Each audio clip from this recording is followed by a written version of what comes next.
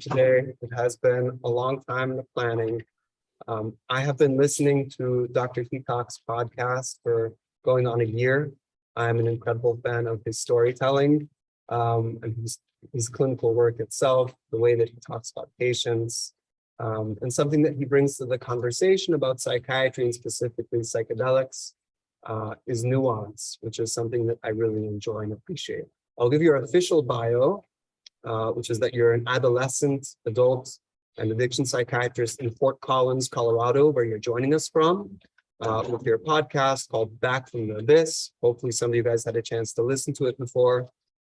He has a special interest in the use of ketamine and psychedelics to treat mood disorders and trauma. He's a graduate of University of New Mexico School of Medicine and did his residency at Brown University. We also have an attending here who finished his residency at Brown, so it happens as well. Good. And we're joined here by probably going on 30, 40 medical students from UAB in Birmingham, Alabama. We've got some faculty, lecturers, clinical staff, a bunch of people joining remotely from lots of different places. Yeah, thank you for inviting me. Excited to do this. Great. So we'll be talking about your journey as a clinician, therapeutic use of psychedelics as you've encountered it with your patients, how your practice has been changed, and how your perspective has also changed even when you've not been using psychedelics with patients. We'll also touch on what trainees can expect in the future. So we'll have a conversation, some questions and answers, and hopefully we'll leave maybe 10 minutes for students as well to ask it back. So Philip, and particularly for those of us who have not heard your podcast, tell us briefly kind of the history of your interest in psychedelics and when you realized that they might be valuable to your practice. Yeah, I think I would mention a few chapters. The first little chapter is that as an undergraduate, I had a psilocybin experience, which was really life-changing. I had never really thought about consciousness, perception. I never really thought about the brain or mind. And I had an experience on psilocybin at age 18 that really woke me up. And I remember thinking, I have to incorporate this in my life somehow, but I didn't know how. Fast forward to 1996, I was a member of MAPS, the Multidisciplinary Association for Psychedelic Studies, and they were trying to get MDMA and LSD and psilocybin research going in America. And anyway, in their bulletin, they said they were looking for volunteers to do the first human psychedelic study in 30 years, which is being performed at University of New Mexico. And it was a dose-finding, dose-response study with DMT, dimethyltryptamine, which is the active ingredient in ayahuasca. And so I excitedly went down and signed myself up for the study. And I remember I was interviewing, being screened by Dr. Rick Strassman, who's a pretty famous psychiatrist, again, for his psychedelic work. And he asked me why I wanted to do the study. And I said, well, I want to go to med school. I want to be a psychiatrist and I want to work with psychedelics. And this was 25 years ago. Yeah, 26 years ago. And he smiled. He said, that's going to be a long ways away. He said, but that's what I want to. And I said, well, I'm just hoping. And so I went into psychiatry, loved it. And two really amazing things happened in 1997. One was my partner in my psychiatric practice said, hey, would you have any interest in us trying to be a site for MAPS PTSD MDMA study? He said, would you want to work in that PTSD study with MDMA? I said, absolutely, sign me up. And then the same guy, my ex medical business partner, he said, the other thing I'm thinking about is ketamine. He said, you know about that? And again, this was about 5 years ago. I said, yeah, I've heard of it. He said, I think we should start doing it. And one of the cool things about being in private practice is you can just start doing things. You know, in academia, you have to get IRBs and institutional support. But in private practice, you know, with an FDA approved medicine like ketamine, you literally could just order it up, stick it in a lockbox and start giving it to people. So in 98, those two things happened simultaneously, that I started being a study physician and co-therapist in the MAPS PTSD, MDMA for PTSD study, which is a phase 3 study. And then I also started doing first IM ketamine, and now I do largely IV ketamine. And it's been doing that the last 4 years. So that was a turning point. And I remember thinking in Wait, did I say 2008 in 2018? Am I getting my dates wrong? So 4 years ago, I remember thinking, wow, my dream's coming true, that when I talked to Rick Strassman back so many years that I'm starting to work with psychedelics. Now, some people would dispute whether ketamine and or MDMA are psychedelics, but I'm using the word psychedelics in its original meaning, which means mind manifesting. And so clearly ketamine and MDMA are profoundly mind manifesting. Now, some people use that word more narrowly, psychedelics, to refer to like the tryptamine psychedelics like LSD, DMT, psilocybin. But I think in the treatment space, in mental health and psychiatry, we're including ketamine and MDMA in that sort of broader category of psychedelics for treatment.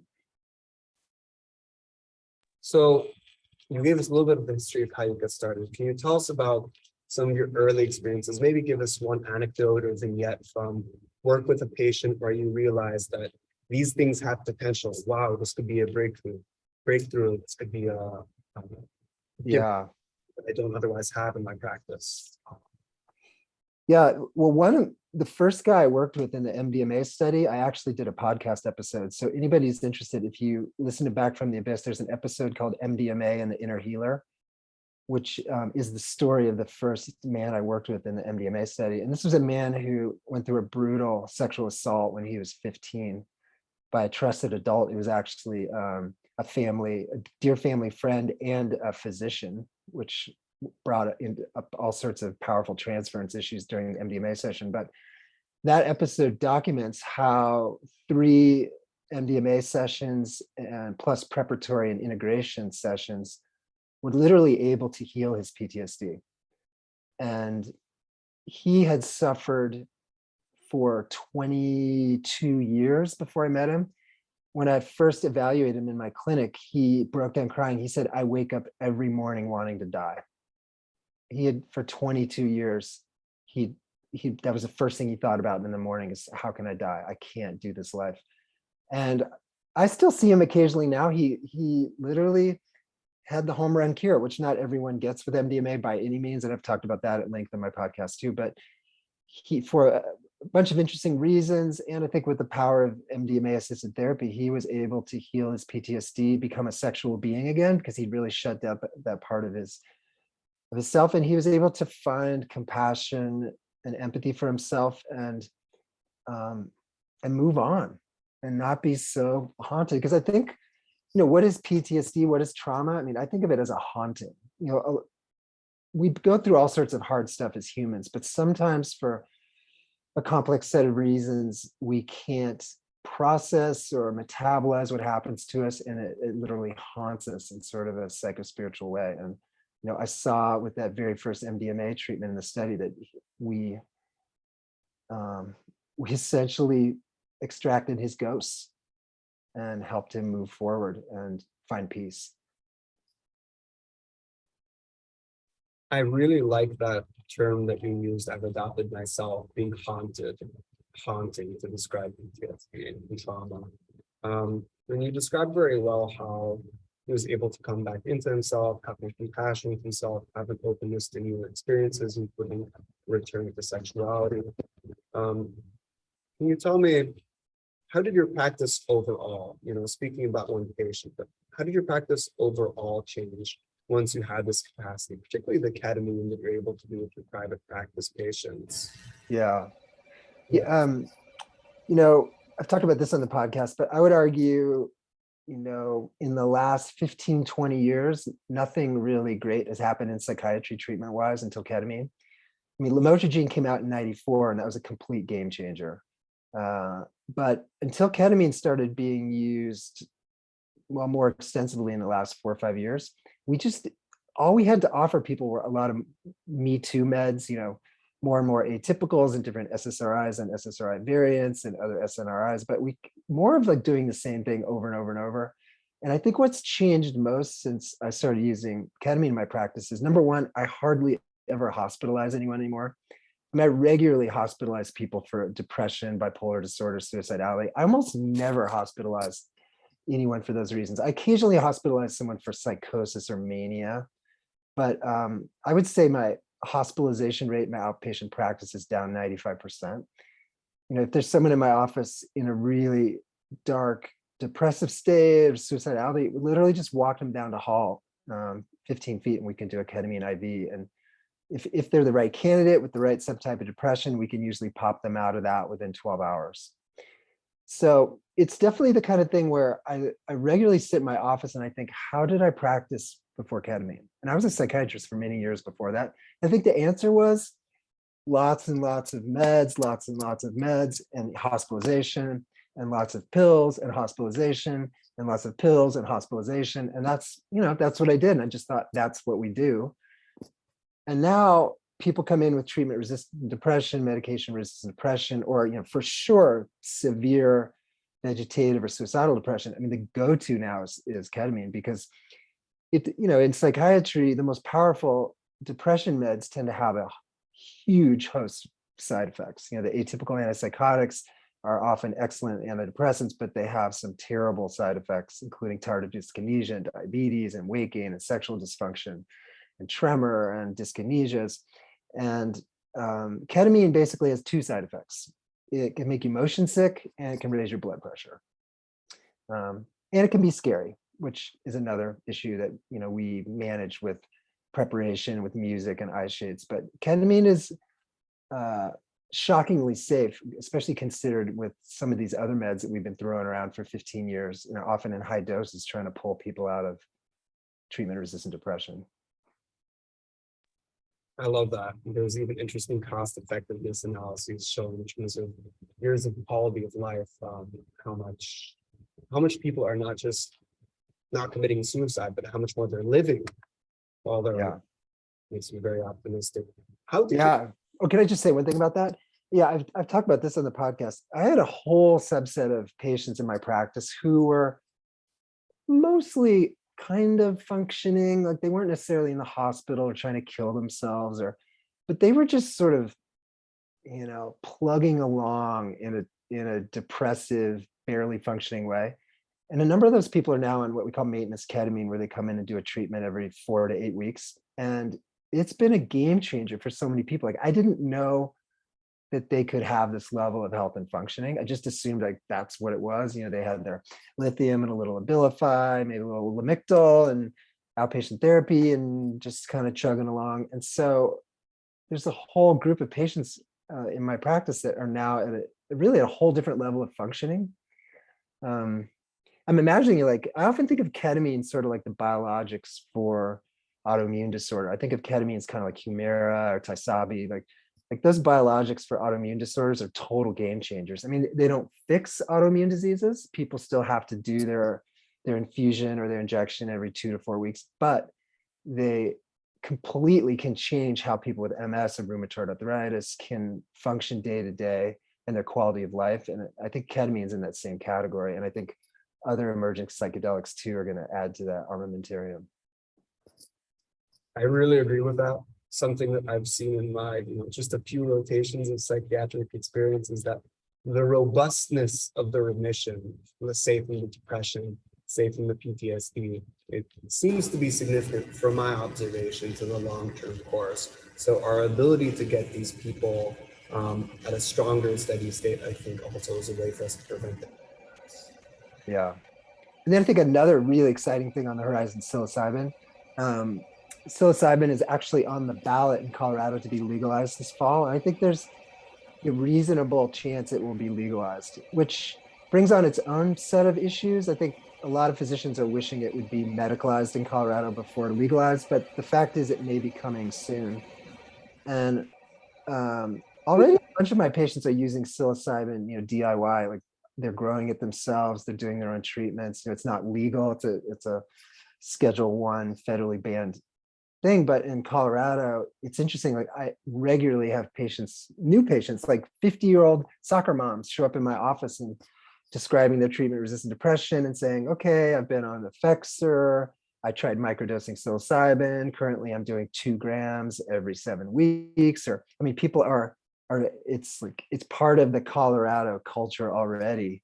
Probably not part of the Alabama culture, but psilocybin is in phase 3 trials right now for treatment-resistant depression. I think phase 2 trials for OCD. So psilocybin's probably heading towards FDA approval within the next 3 years, most psychiatrists think. But again, interestingly, in Colorado, we might be looking at legalized psilocybin here within the next few months. Yeah, so talking about psilocybin, the active component of magic mushrooms, or really about any of these psychedelics, talking about the developments in Colorado, what do you think? Like, what is your take as much as you'd like to share about, to the extent that we know, to the extent we can know, what would be ideal, say for Colorado or say for the United States?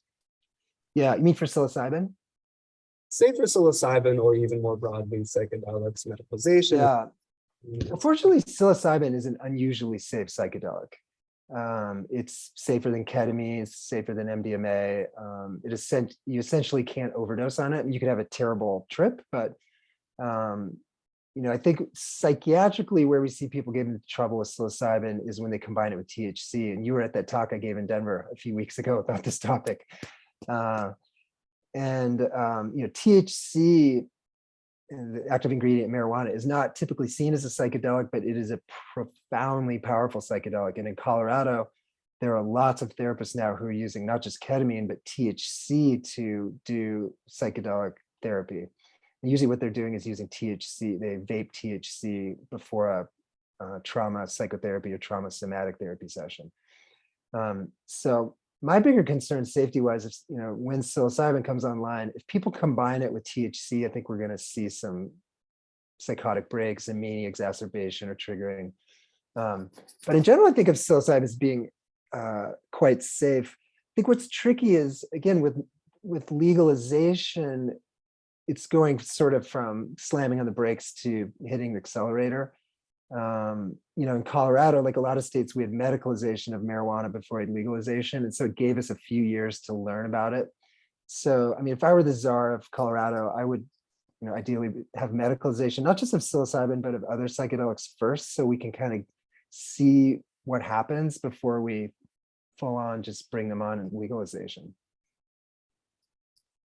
But that said, a lot of people in Colorado are using psilocybin, not just recreationally, but therapeutically now. In the underground, there's a whole deep and rich network of underground therapists in Colorado that are using psilocybin. And I think it would make more sense to bring that above ground and have licensed therapists using that, with a safer material and, shed some, because some bad things happen in the underground. And I've talked about that on the podcast. There's some beautiful healing happening in the underground, but there's also some very unsavory or incompetent characters who are offering themselves up as underground guides or therapists, and I don't think that's not an ideal path for helping people on their mental health journey. If I can plug, I guess three different episodes for you. Dr. Heacock does a great one about maybe you could say the current backlash around some unethical or unscrupulous psychedelic therapy happening both underground and above ground. There's a podcast talking about Cover Story, a podcast that goes into that you can find. There's also interesting when you talk about THC used therapeutically with Saj Razvi, which has been a bit of a complicated point, but it gets back to the question of these are just substances, right? The setting, the intention, the way in which it's used, the supports that are available are what determine what the trajectory could be. THC could be the thing that sends you on your first psychotic break to, multiple hospitalizations, or for someone with CPTSD used with a skilled therapist, it's possible that it could be efficacious. Yeah. Yeah, I think you bring up a really important point, because MDMA, for example, in and of itself is not therapeutic. If that were the case, every weekend at Red Rocks, 5,000 people would be cured of their PTSD. Millions of people around the globe take MDMA every year, and most of them are not getting psychiatric healing. Same thing with psilocybin, same thing with LSD, same thing with ketamine. And ketamine is a recreational drug that's used by millions of people around the world, and it's mostly not therapeutic. I think it's really important to realize that these substances are catalysts, So psychedelic assisted psychotherapy is psychotherapy. The healing modalities primarily is psychotherapy, but it's the ketamine, it's the THC, it's the MDMA, it's the psilocybin that is allowing the therapy to go to a deeper, more trusting, more connected, more empathic place more quickly. It's sort of like taking 5 years of therapy and condensing it down into a couple days.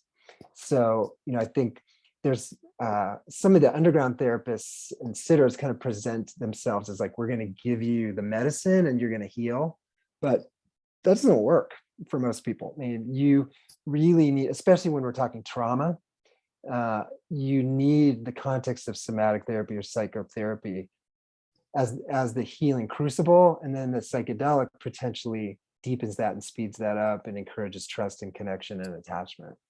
I think an exception to that could be ketamine, and that ketamine is a really good trauma catalyst, but also, the kind of the treatments I do in my office, I usually think of them as a control alt delete, like we're doing a power wash of the brain. We're taking the depressed bipolar brain, for example, we're taking it offline. We're doing a number of interesting things, which we could talk about if you're interested in mechanisms. But a lot of my people doing higher dose IV treatments for bipolar depression, for example, we're not doing any therapy necessarily per se, adjunctively, unless they have trauma. And, there's clearly a whole subset of people in psychiatry that have treatment resistant, endogenous primary mood disorder that don't in fact have trauma, that just need something more biological, if you will. So I guess what I'm saying is you can think of ketamine as a brain treatment and or a mind treatment. It can get in there and work on the synapses and neurogenesis, and it can go into your psyche and work on more sort of psychospiritual aspects of trauma. I totally agree. It begs the question of what is healing. And I think that, of course, the answer is it's many different things. It's many perspectives in terms of where healing happens. When I had the pleasure to see you speak in Denver, for the class that doesn't know that. There were a lot of people that, I don't know what you would call them, psychedelic activists or psychedelic people that are just interested, lay people from the community. And sometimes they may not be so happy to hear about the brain approach to it. They're looking for just spiritual healing. How is your interaction? How do you feel like you've been received by the psychedelic community, as much as that's a monolith, right, at large? Yeah, that's a great question. Well, one of the things about the podcast I'm trying to do is present nuance and the gray and the mystery, because I think in psychiatry and in cardiology and in second grade math teaching, I think we're always looking for absolutes. We want an algorithm. We want, yes, this is the way you do it. This whole thing, like addiction always has trauma at the root. A lot of people like to say that, which I think is totally untrue. Like we're always looking for, ketamine needs to be part of ketamine assisted psychotherapy, or this is the dose range you must use. I mean, we're always looking for absolutes, but again, one of the things I'm trying to present on the podcast, like it's complicated, and I love this image. I had this wonderful attending at Brown when he was one of my therapy supervisors. And I said, I get so confused, like psychodynamic, CBT, interpersonal, like, how do I know what kind of therapy to use with people? And he said, the ideal therapy, he said, you're painting the patient, you're painting to a unique painting with them, with unique brushes, unique colors, and you may have to try a bunch of brushes and colors and strokes. He said, we so wish that we had a paint by number, and a lot of schools like CBT is kind of a paint by number. And when you're learning therapy, it's so comforting to think like, oh, if I just do A to B to C and I use purple here and green in this brush stroke, I'll fix this person. But the reality is, whether you're doing psychotherapy with or without psychedelics, or whether you're just doing psychiatric treatment, the best treatment is individualized. And it takes time, and it takes getting to know someone's story intimately. And it's so tempting. So to come back to this question, whenever I hear people say like, this is the way it has to be with ketamine, or this is the way it has to be with psilocybin, I'm just always thinking like, no, probably not. Probably not. It's probably way more complicated than that. Some people can get a dose of ketamine and be fine for a year. Some people need low dose lozenges with intense somatic therapy to do their stuff. Some people just can't deal with ketamine. It's too scary. So, I think the more we can enter this whole space, which is one of the reasons I chose psychiatry, because I remember when I told one of my best friends I was going to be a psychiatrist. He's a cardiologist. He's like, dude, psychiatrists, he's like, they don't understand their meds. They don't understand the brain. He's like, psychiatric illness is a shit show. He's like, why would you want to do psychiatry? It's just all so mushy. And I said, that's exactly why I want to do it, because it's so interesting and it's so complicated. And I give him shit and say, look, the heart's a pump. How hard is that? Now, granted, what he does in the heart is amazing. It's not anything I could do, but I think the whole nature of mind and brain and psyche and the mystery of it, I mean, that's why I became a psychiatrist. And it's only getting better. I mean, 2022, this is the best time in the history of the world to be a psychiatrist, because what's happening in psychiatry now is completely fascinating. We're finally moving to a place, I think, where we can address trauma in a way that we never ever have before. Took the words out of my mouth. I was going to add that 2022 is not only a good year to be going into psychiatry, it's a good year if you're a mental illness, because there's a lot of that out there too. So the need is increasing, as well as very excitingly what we can actually offer people. And you took the words out of my mouth as far as this is the reason to choose psychiatry, that uncertainty, that interest, especially at this period of time, it's growth. Yeah. If I could just put one more plug about psychiatry, I imagine some people in the audience are trying to decide. The interest group as well is here. Yes. Okay. I love psychiatry because it's the most intimate of all the medical specialties. I mean, you might think that OB would be because you're doing, pelvic exams, or the general surgeon's doing rectal exams, or, I mean, those are all intimate, but what happens in the psychiatrist's office is so much deeper. Like, people are bringing in their greatest fears, their most shameful secrets, the things that they tell no one. And they're opening up to you. And it is, if you are someone who loves human connection and wants to try to understand the psyche and the mind and brain, I mean, psychiatry is the best. And it's just getting better. So you should imagine psychiatry. in my not so biased opinion. All the students listening here should take notes. But for those that nonetheless will choose one of the other specialties, that's okay too. We need other doctors. Yeah, we need other doctors too, yeah. Could you tell us, why should non-psychiatrists be interested in psychedelics? What opportunities might they even have as non-psychiatrists to integrate them into their practices, if any? Yeah, well, it's interesting. One of my favorite episodes on the podcast is actually an episode swap I did with a podcast called Inside Eyes. And it's at the end of season 1. It's the Shan episode, SHAN. And Shan tells the story of healing her rheumatoid arthritis with ayahuasca, which is a phenomenal story. And so many of you in the audience may know that there's major overlap with childhood trauma and autoimmune disease. And it's one of the biggest predictors of developing autoimmune disease as an adult is having childhood sexual trauma or abuse. And so we're finding that the issues that show up in the psychiatrist's office, they're showing up in everyone's office. I'm thinking of the adverse childhood event scale, which again, some of you probably learned about in PEDS rotation, but it's very clear that the frequent flyers in doctors' offices, the high utilizers, both in the ER and chronic illness, the number one predictor of developing a severe medical illness as an adult seems to be how you grew up as a child, which isn't surprising, because I think I often think of people as trees, and when I meet people, I think of them like, how's your root system? How's your taproot? How's your leaves? How's your soil? How's your sun exposure? And childhood trauma and neglect is basically like taking a little tree and not giving it any water or sun or pouring Roundup on the roots. So it doesn't just have psychiatric effects, it's huge medical effects. So I guarantee that whatever specialty you go into, you're going to be seeing people with major childhood trauma, and it's going to be causing or exacerbating their medical illnesses. And these people are going to be seeking out psychedelics, whether they're doing it underground or DIY or coming to Colorado.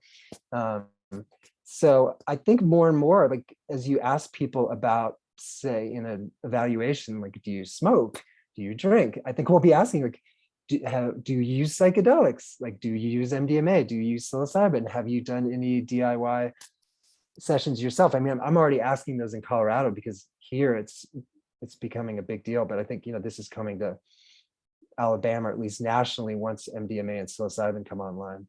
So these, we talk about trauma as a mental health thing, as a psychiatric thing. Trauma is a huge factor in all of medicine. Again, one of the biggest predictors of who's going to develop chronic illness. So you will see this most everyone in your offices. Thank you for that. Another med school question, maybe more of a personal one.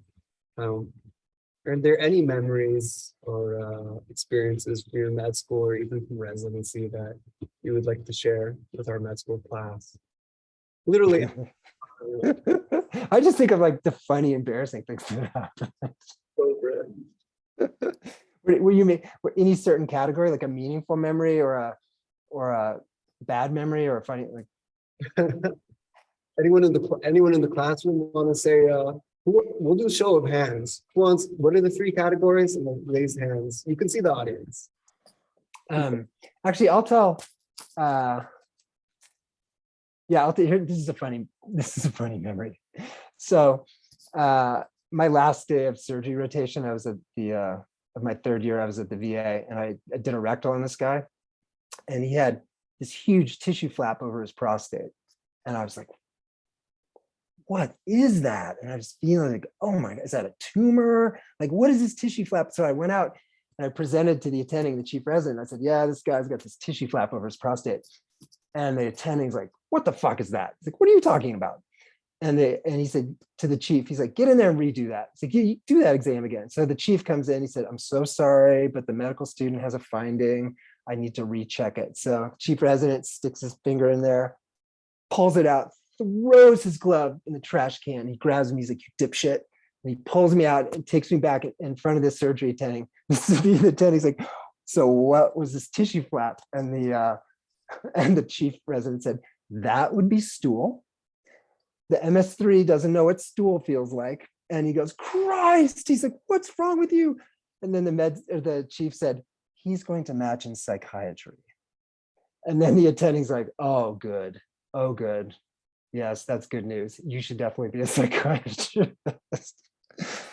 So I remember that a lot. I will never, not that I don't do rectals anymore. I will never forget that rectal. That was an incredible story.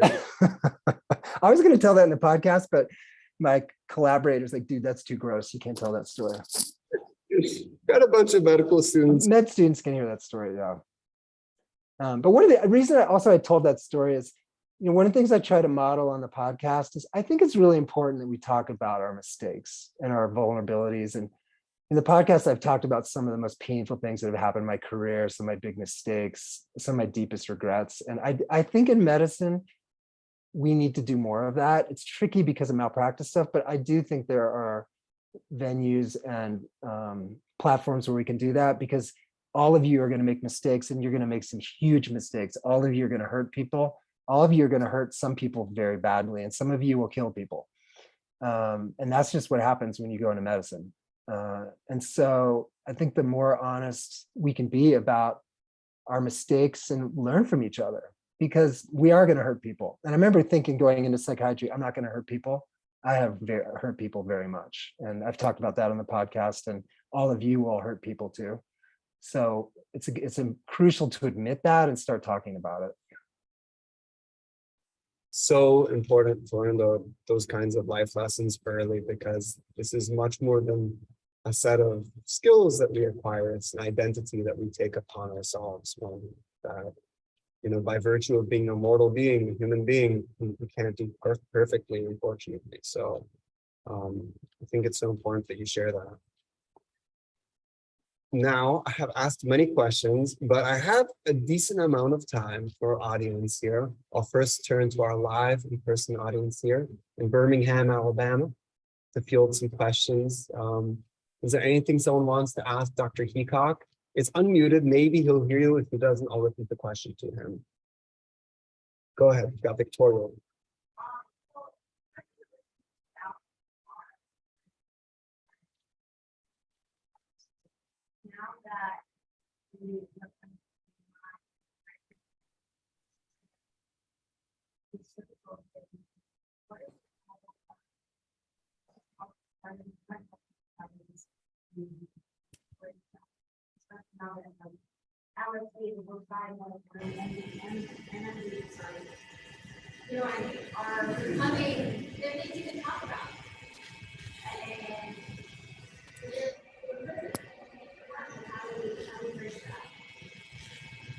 Can you hear that, Craig? Okay, so I'll repeat it. And I'll do it differently by actually taking the mic to the students next time. You know, that would have. Okay. But basically, just to sum up the question, Victoria, especially in the South, there's been a lot of intergenerational trauma, especially relating to the war on drugs, which has been ongoing for decades. What are our roles as actual healthcare practitioners in addressing what's happened, particularly with psychedelic therapy? Do you have anything? Yeah.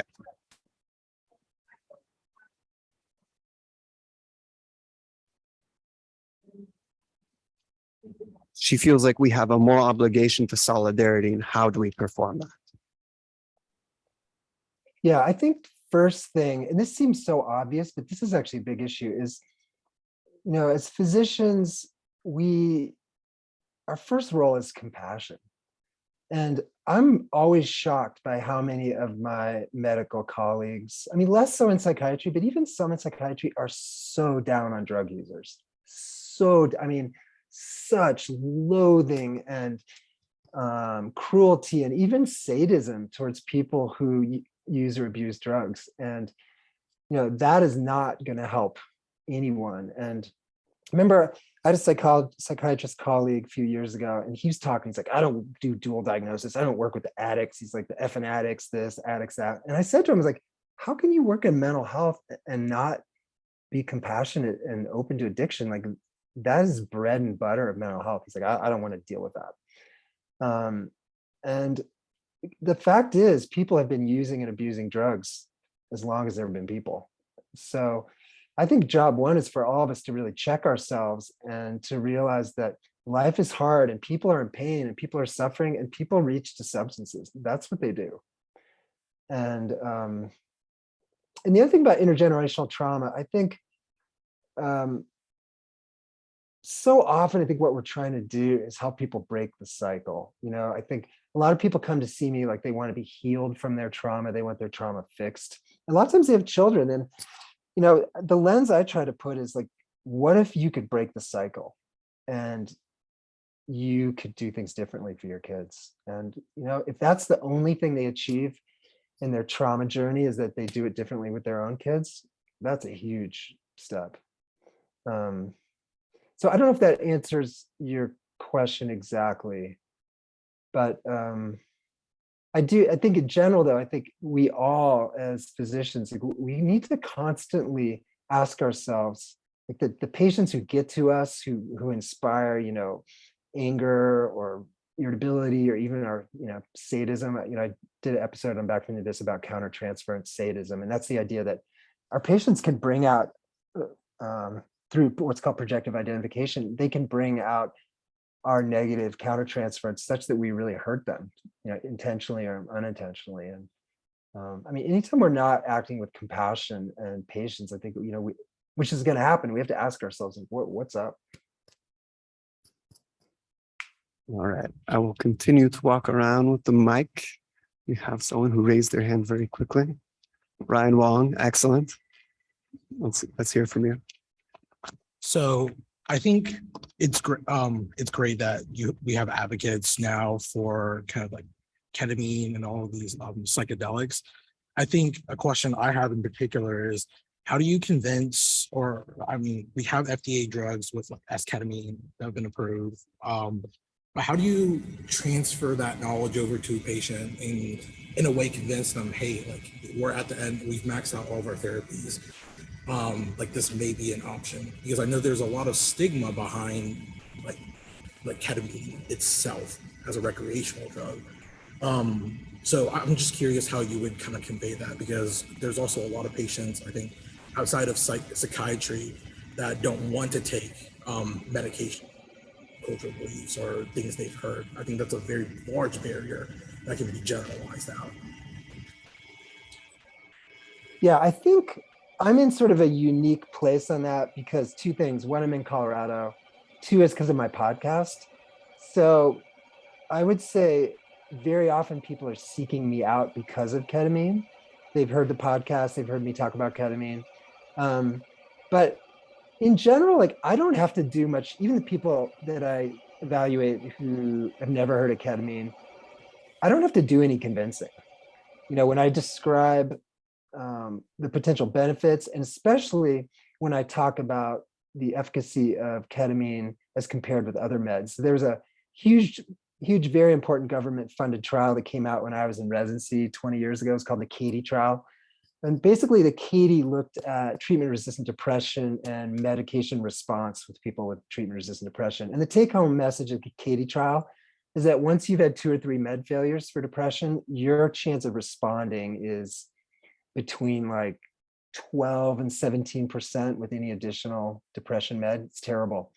Whereas with treatment-resistant depression, barring medical problems that could be exacerbating depression, like ketamine has like a 70% response rate. In bipolar depression and mixed bipolar states, it's more like 85 to 90%. So when you present data to people, say, look, we could put you on Abilify, Latuda, or Pristique or something, and statistically you've got like a 13 to 17% chance of meaningful response, or we could do ketamine, which is minimum 70% chance of meaningful response. It's not hard. I think the main barrier with ketamine is the cost, and sadly I wish this were not true, but it's true that I think a lot of places in America ketamine is seen as a cash cow. I think there's a lot of ketamine clinics that are not putting the patient first, and they're literally, anybody can walk in the door, buy a 6 punch card for ketamine and get your ketamine with no proper psychiatric evaluation or follow-up. That's not what I do. And so the prices of ketamine around the country vary vastly, and that is a barrier for sure. I think as more people are doing ketamine, the price is going to come down, but that's been a big ethical moral controversy in ketamine medicine right now, is how much some places charge and how little patient selection supervision there is. But anyway, the short answer is, and I think this is being in Colorado. People in Colorado, the cultural vibe here is we need to bring these substances online, and as evidenced by the psilocybin being on the ballot this fall. I think in some ways the patients are ahead of the doctors. Thank you so much for that. We'll take one more question from our in-person audience before having Tucker McCaleb, our virtual co-host, get us some virtual questions. We have one more from here. What is your name, good sir? Jack. Awesome. Thank you for coming to talk to us today. So I've seen kind of a lot of people promoting like CBD as sort of a treatment for anxiety, maybe some other mood disorders. What are your thoughts on that? Because I know it lacks kind of a lot of high quality evidence, and they don't fully understand its mechanism of action yet. Do you think that has potential, or do you think it's going more towards ketamine and MDMA, like you've mentioned?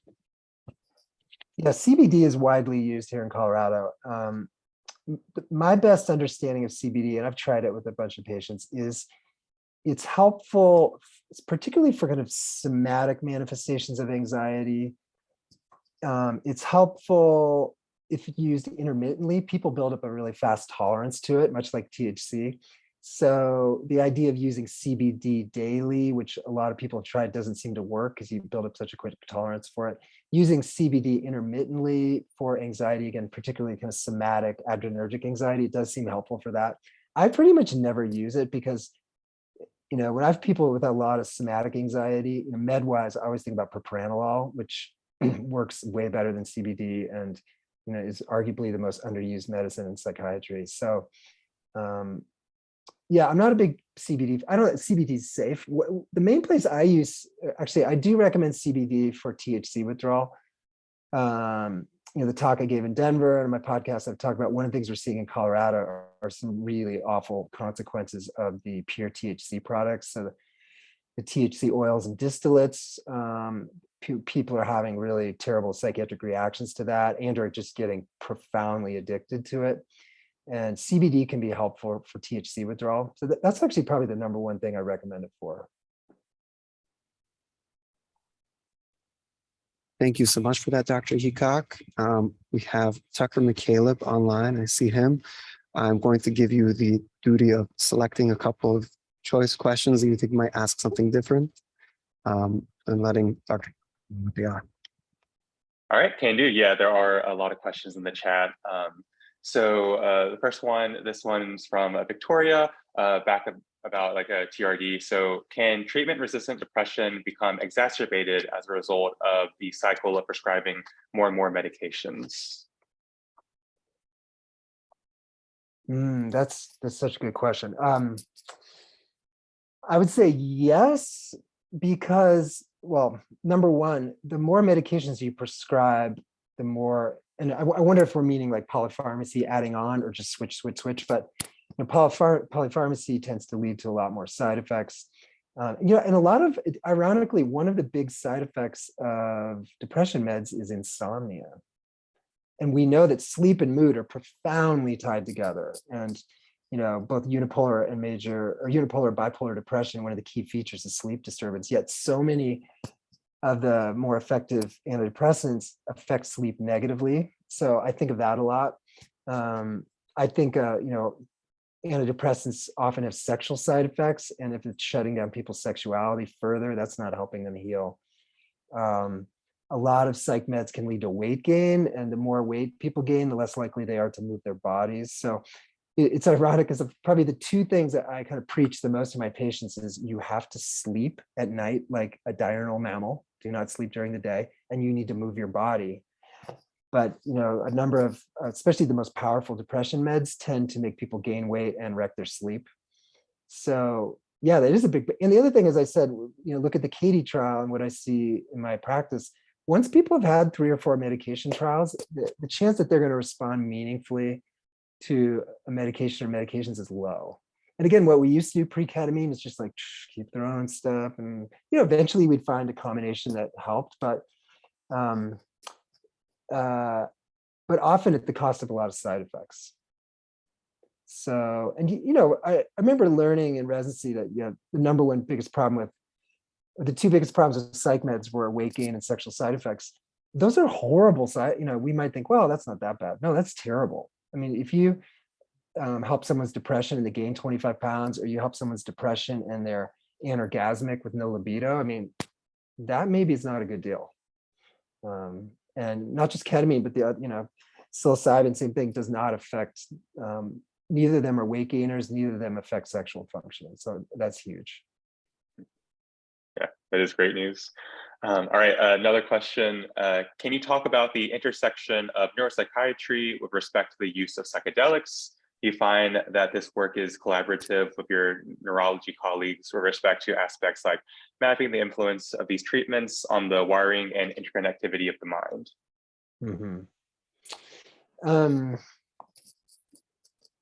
So it's so endlessly fascinating to me that neurology and psychiatry are both focused on the same organ, but what we do is, it's not even like we're in the same realm. My friends who are neurologists, when what they do day to day, the problems they deal with, the way their patient visits go, the way they think about it's so crazy. But I think what it is, it's well, the original thing was brain and mind. Neurology was the purview of things that were quote unquote, organic, and that were kind of wiring and masses and tumors, and and psychiatry was all the mushy mind stuff. But we're realizing, mind and brain are fairly connected. So my neurology colleagues seem interested in the ketamine work and the MDMA work, but not that interested. I think if they were really interested, they would have become psychiatrists. I really think neurologists are more like internal medicine docs who specialize in the brain. I mean, they really, they do a lot more medicine, whereas I think we're more like psychiatrists are more like psychologists with a lot of medical training. So, and then the whole idea of so the idea of neuropsychiatry is to find, the Venn diagram between neurology and psychiatry, but there are so few people. Do I know any neuropsychiatrists? I know one in Colorado. I'm sure there are more, but I only know one. I almost don't even know them. They're like whooping cranes. Whooping cranes exist, but they're rare. Neuropsychiatrists are very rare. So it is very strange. Like the Venn diagram of neurology and psychiatry for practical purposes in the US is this. They don't overlap. It's very strange, but true. Let's get one more, Tucker. Okay. All right. So let's see. This one is from Vishal. Do you see the classical psychedelics like LSD, psilocybin, DMT following the ketamine outpatient clinic model regarding the implementation of their use in psychiatry? Yeah, I think, let me back up a bit. One of the things that's so powerful about ketamine and useful is that it has such a short half-life. So someone can come into my office, the typical ketamine appointment is 90 minutes. So I meet with them, they do a deep dive IV ketamine, and then I sit with them at the end and they're here about an hour and a half. Well, psilocybin is at least, a 5 to 6 hour experience, LSD 8 to 12. DMT is very short. There are some people working clinically to see if that can be incorporated. But I think, if your psilocybin is probably the most clinically useful of those tryptamine psychedelics, but you're right, it's many hours. So I think what's going to happen with psilocybin, and this is actually what's in the Colorado proposition this fall, is that there would be treatment centers set up where people can go do, extended treatment with a licensed therapist at these specific kind of psychedelic treatment centers. But cost-wise is a problem because 5 or 6 hours with a therapist, could be expensive. And so for this reason, there are a number of companies now in the private sector that are trying to tweak the psilocybin molecule. So it can come up with an analog that has a much shorter half-life, but has the similar therapeutic benefits of psilocybin. So I wouldn't be surprised in the next 5 to 10 years if we're doing kind of like I'm doing with ketamine, but we're using a psilocybin analog that's much quicker, so we could get people in and out for an hour or two treatment. And that would be much cheaper. We could treat a lot more people. I know a couple of the underground people here in Colorado are addressing this, that they do group psilocybin sessions. So that way they treat more people and they also keep the cost down. And I think like ayahuasca, there's something to be said for the group, kind of the group energy and the group vibe with these tryptamine psychedelics. So that's another possibility too, that it will be more accessible to people by doing group work versus just one-on-one trauma work. Thank you so much, Craig. To be respectful of your time and that of our medical students who may have something to do at 1 o'clock. Do you have any closing words for us? No, I just, I gave my plug for psychiatry, but in general, you hear a lot of negative things about medicine now. But I just want to say that this is such a meaningful career. You're all really fortunate to get to go into medicine and match in what you want to. And I think there's still a place in medicine where you can carve out what you want to do. And, this is really, really hard work, but it's super meaningful work. And, there's great pain ahead and there's great joy. So, and I guess the final thing is, find some doc colleagues that you can open up to, because I never realized how much loss there would be. And I've talked about this in the podcast, but I've had a bunch of suicides and murders, and I've had some really scary stuff happen. And so, all of you, you're going to have some really rough stuff happen in your career, and you need some colleagues that you can open up to and trust and find some camaraderie. Because if you try to do this alone, this path, it's not going to go well. You need each other. Thank you so much. Beautiful. On that note, I will thank you. If we can have a round of applause, and maybe Dr. Heacock is here. Thanks, everyone. Thank you again for speaking so much for us. If there's a way that people want to follow you or to be in contact, what's the best way?